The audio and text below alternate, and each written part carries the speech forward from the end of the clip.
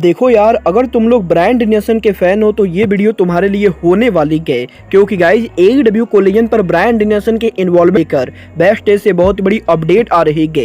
AEW में अंद्रादे El इडोलो के return situation को लेकर डेव मेल्जर की तरफ से काफी बड़ी अपडेट आ चुकी है।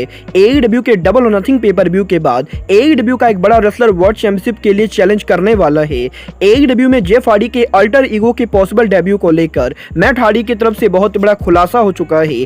ऑल इन पर विल ऑस्प्रे के अपीयरेंस के कंफर्म होने को लेकर ऑस्प्रे ने फाइनली उनके इंटरव्यू में बात की गई। तो गाइज वहीं एस स्टील के एईडब्ल्यू में रीहायर होने को लेकर रेसलिंग ऑब्जर्वर ने काफी बड़ा दावा कर दिया है। तो गाइज चलिए बिना किसी देरी के शुरू करते हैं इस वीडियो को। और गाइज सबसे पहले बात करेंगे एईडब्ल्यू वर्ल्ड चैंपियन एमजेएफ की। वेल गाइज ये बात तो हम सभी लोगों को मालूम है कि एईडब्ल्यू के डबल नथिंग पेपर व्यू के ऊपर एमजेएफ उनका title jungle boy Darby Allin और सैमी गुआरा के खिलाफ डिफेंड करने वाले गए। और गाइज इसी मैच को प्रमोट करने के लिए एईडब्ल्यू के इस हफ्ते डायनामाइट शो के ऊपर हमें एमजेएफ का एक सेगमेंट देखने को मिला था, जिस सेगमेंट के ऊपर एमजेएफ का रिनी पकेट के साथ एक इंटरव्यू सेगमेंट था। बट गाइज यहाँ पर इस इंटरव्यू के अंदर एमजेएफ एक्चुअली कुछ भी नहीं बोलते गए और गाइज वो रिनी पकेट के माइक को स्लैप करके चले जाते गए। बट गाइज यहीं एईडब्ल्यू डायनामाइट के अब इस सेगमेंट को लेकर रेसलिंग ऑब्जर्वर की तरफ से बहुत बड़ा खुलासा हो चुका है, जहां पर इस हफ्ते रेसलिंग ऑब्जर्वर का यह कहना है कि एईडब्ल्यू के इस हफ्ते डायनामाइट शो के ऊपर एमजेएफ और रिनी पकेट वाला जो सेगमेंट हुआ था एईडब्ल्यू के ओरिजिनल सेगमेंट के हिसाब से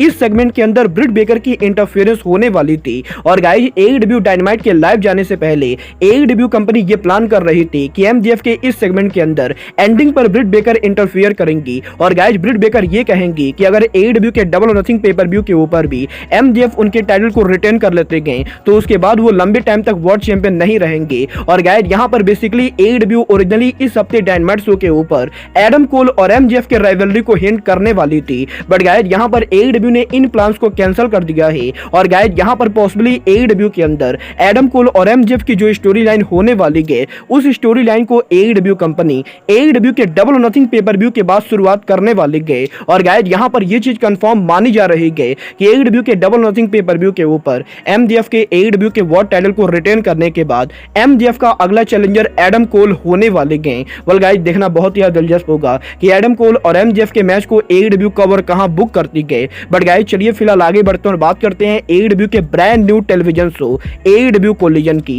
वेल गाइज ये बात तो हम सभी लोगों को मालूम है कि 17 जून को एईडब्ल्यू का जो कोलिजन शो आने वाला है उस शो को सीएम पंक लीड करने वाले हैं। और गाइज सीएम पंक एईडब्ल्यू के ऑन स्क्रीन के साथ साथ एईडब्ल्यू के बैक स्टेज पर भी इस शो के ऊपर काफी ज्यादा क्रिएटिव इनपुट देने वाले हैं। बट गाइज यहीं अब सीएम पंक के साथ साथ एईडब्ल्यू के एक और बड़े रेसलर का नाम बैक स्टेज एरिया पर जुड़ चुका है। और गाइज इस बार ये रेसलर और कोई नहीं बल्कि the American dragon brand nation है। वेल गाइज इस हफ्ते एईडब्ल्यू के बैक स्टेज से रिपोर्ट आ रही है कि एईडब्ल्यू के अपकमिंग कोलिजन शो के ऊपर सीएम पंक के साथ साथ ब्रांड नेशन भी बैक स्टेज पर होने वाले हैं। और गाइज एईडब्ल्यू कोलिजन के क्रिएटिव टीम के अंदर ब्रांड नेशन एईडब्ल्यू कोलिजन के क्रिएटिव टीम में काम करेंगे। और गाइज यहां पर क्योंकि ब्रांड नेशन डब्ल्यूडब्ल्यू के अंदर पहले भी क्रिएटिव हेड और प्रोड्यूसर का काम कर चुके हैं, तो गाइज इसीलिए टोनी खान के ब्रांड न्यू टीवी शो के ऊपर brand nation back stage area पर क्रिएटिव के तौर पर काम करेंगे। और गाइज वो एईडब्ल्यू के बैक स्टेज के ऊपर टोनी खान के स्टोरी लाइन को बनाने में मदद करने वाले हैं। वेल गाइज देखना बहुत ही दिलचस्प होगा कि ब्रायन और पंक एईडब्ल्यू के कोलिजन के बैक स्टेज के ऊपर क्या कुछ बड़ी चीजें इन्वॉल्व करते गए। बट गाइज चलिए फिलहाल आगे बढ़ते और बात करते हैं एईडब्ल्यू कोलिजन के रिटर्निंग सुपरस्टार अंद्रादे एल इडोलो की। वेल गाइज जैसा कि आप लोगों ने एईडब्ल्यू कोलिजन के पोस्टर को देखा होगा, एईडब्ल्यू कंपनी ने कोलिजन का जो पोस्टर रिलीज किया है उस पोस्टर के ऊपर एईडब्ल्यू कंपनी ने अंद्रादे एल इडोलो को फीचर किया है। और गाइज ये चीज ऑलरेडी कंफर्म हो चुकी है कि अंद्रादे एईडब्ल्यू कोलिजन पर उनका रिटर्न करेंगे। बट गाइज यहीं इस हफ्ते डेव मेल्जर की तरफ से अंद्रादे के इंजरी सिचुएशन को लेकर काफी बड़ी अपडेट आ चुकी है, जहां पर इस हफ्ते डेव मेल्जर का यह कहना है कि लास्ट ईयर अंद्रादे एल इडोलो ने उनके इंजरी के लिए सर्जरी कराई थी। और गाइज उस सर्जरी के बाद अंद्रादे पिछले काफी महीनों से लगातार जिम के अंदर ट्रेनिंग कर रहे हैं। बट गाइज यहां पर अंद्रादे एल इडोलो एईडब्ल्यू के कोलिजन पर लड़ने के लिए मेडिकल तौर पर क्लियर है या नहीं, इसको लेकर अभी तक कोई भी न्यूज सामने नहीं आई है। और गाइज डेव मेल्जर ये बिलीव करते गए कि अगर अंद्रादे एल इडोलो 17 जून से पहले मेडिकली क्लियर नहीं होते गए तो guys possibly Andrade El Idolo AEW collision पर अपीयर तो होंगे बट वो एईडब्ल्यू कोलिजन पर रेसल नहीं करेंगे। बट गाइज यहां पर इस चीज की भी हाई चांसेस हैं कि पॉसिबली अंद्रादे एल इडोलो 17 जून से पहले मेडिकली क्लियर हो जाए और गाइज एईडब्ल्यू कोलिजन के पहले एपिसोड के ऊपर ही हमें अंद्रादे एल इडोलो रेसल करते हुए दिखाई दे। वेल गाइज मुझे लगता है कि एईडब्ल्यू के कोलिजन शो से पहले अंद्रादे एल इडोलो मेडिकली पूरी क्लियर होने वाले गए। पर गाइस चलिए फिलहाल आगे बढ़ते हैं और बात करते हैं AEW में जेफ हार्डी के अल्टर ईगो विलो के पॉसिबल डेब्यू की। वेल गाइस जैसा कि हम लोगों ने 2 हफ्तों पहले AEW के रैम्पेज शो पर देखा, 2 हफ्तों पहले AEW के रैम्पेज शो के ऊपर AEW में पहली बार मैट हार्डी के कंपाउंड से हमें फॉर्म डिलीशन मैच देखने को मिला था, जिस मैच के अंदर जेफ हार्डी भी शामिल थे। और गाइस यहीं अब इस मैच के ओरिजिनल प्लान को लेकर मैट हार्डी की तरफ से काफी बड़ा खुलासा हो चुका है, जहां पर इस हफ्ते मैट हार्डी का ये कहना है कि AEW के ओरिजिनल प्लान के हिसाब से हार्डी कंपाउंड में इस मैच के अंदर जेफ हार्डी उनके टीएनए के ओल्ड अल्टर ईगो कैरेक्टर को लाने वाले थे। और गाइस यहां पर इस मैच के अंदर जेफ हार्डी उनके विलो कैरेक्टर का डेब्यू कराने वाले थे। और गाइस AEW कंपनी और जेफ हार्डी के बीच में इस कैरेक्टर को लेकर पूरी प्लानिंग भी हो गई थी, बट गाइस एन वक्त पर इस प्लान को कैंसिल कर दिया गया। और गाइस यहां पर AEW के अंदर जहां ओरिजिनली विलो AEW के रैम्पेज शो पर डेब्यू करने वाले थे, वहीं AEW के रैम्पेज शो के ऊपर इस आइडिया को ड्रॉप कर दिया गया। बट गाइस यहां पर यह चीज पूरी तरह से कंफर्म मान सकते हैं कि AEW के अंदर बहुत ही जल्द जेफ हार्डी का ये कैरेक्टर डेब्यू करेगा। और गाइस मैट हार्डी भी पर्सनली ये होप करते गए कि बहुत ही जल्द AEW के अंदर जेफ हार्डी का अल्टर ईगो विलो AEW पर डेब्यू करेगा। वेल गाइस मैं डेफिनेटली विलो को AEW के अंदर देखना चाहूंगा। ये फिलहाल आगे बढ़ते हैं और बात करते हैं एरियल एसेसिन विल ऑस्प्रे के ऑल इन पर पॉसिबल अपीयरेंस की।